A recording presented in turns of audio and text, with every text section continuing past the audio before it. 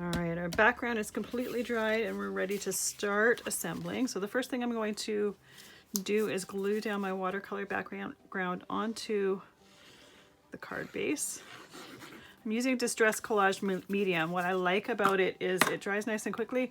It also, if by chance some of it seeps out, it dries completely clear and matte. So you don't even see where the glue has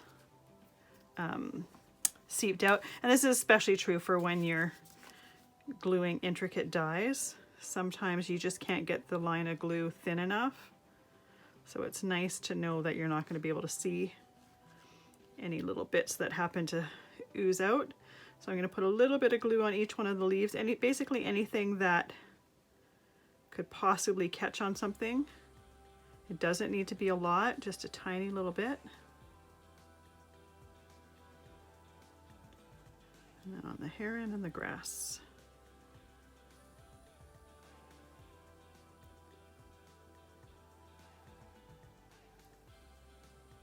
There we go. Now my pencil line is still there. I can see it to line things up. If that bothers you, you can erase it, but you actually don't even notice it unless someone was to point it out to you. So once you have it lined up and centered, you can let that dry. I'm going to put a little block on it so that it just has something holding it down. While I'm waiting for that to dry, I'm going to do the stamping and embossing for the Silent Night part here. So I've got some silver cardstock. We're going to do some ornaments in the trees, and those are silver to kind of coordinate with the rest of the cards in the class. If you didn't want to create this as a Christmas card, you could put whatever sentiment you want. And if this wasn't a Christmas card and wanting to tie in with those, I'd probably choose some colors from the background to do the sentiment. But for this, I've got silver cardstock and I'm going to emboss it with black. Now, before I do that, I want to get a scrap piece of paper to catch excess embossing powder. Now, because my silver cardstock here is coated, it's a little bit slick. So you want to be extra careful when you're stamping.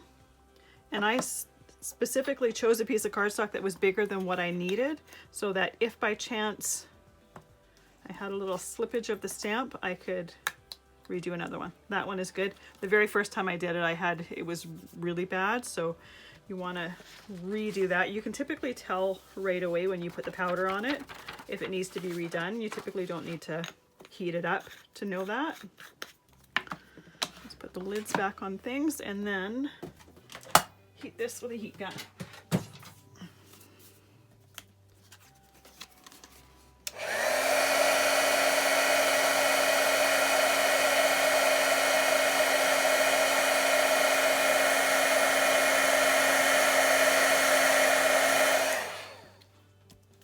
Just because I realized I didn't say it, the stamp pad that I used was a Versamark pad. It's a clear pad, but it is a sticky ink, so our embossing powder sticks really nicely to the powder, or to the pad. Our embossing powder sticks really nicely to the ink. So I'm just going to trim it down so that my piece of silver isn't super, super big. And I'm using the lines on the ruler to line up my sentiment to make sure that it is straight. And then I'm going to do the ends to make sure that those are straight as well. There we go. So let's move this rest of this out of the way here. I'm going to put some foam tape on the back of my sentiment. I want it to pop out a little bit. You could glue it down flat, but because there's dimension in those ornaments, I like the sentiment to have a tiny bit of dimension as well. Kind of play off each other. The foam dots I'm using for these are not super, super thick either, so it's not going to pop out a lot. There we go. Got the backing off. This is likely dry enough to work with now.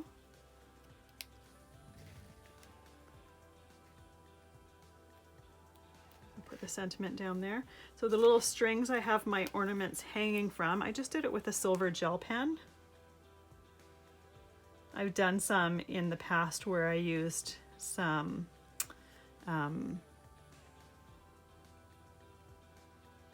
sorry, I lost my train of thought there, where I've used some really fine string, but it's kind of hard to glue down, so I just chose to do this with a gel pen. It gives the same effect, but a little bit easier on the patience level. So I'm just trying to do straight lines, and then I'm trying to make sure they're coming from those branches. Now I have some glitter cardstock here that I punched out some circles with a hole punch. I'm actually only going to use 3. This particular cardstock that I chose, it ties in with one of the other cards.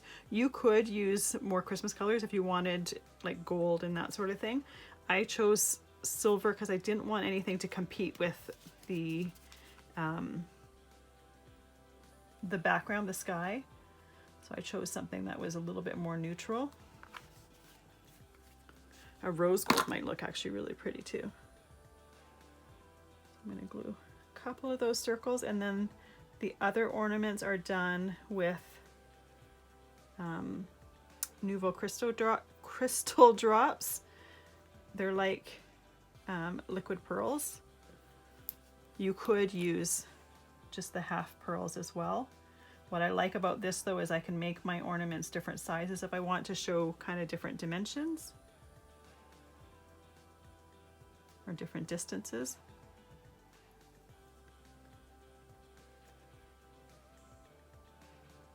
There we go.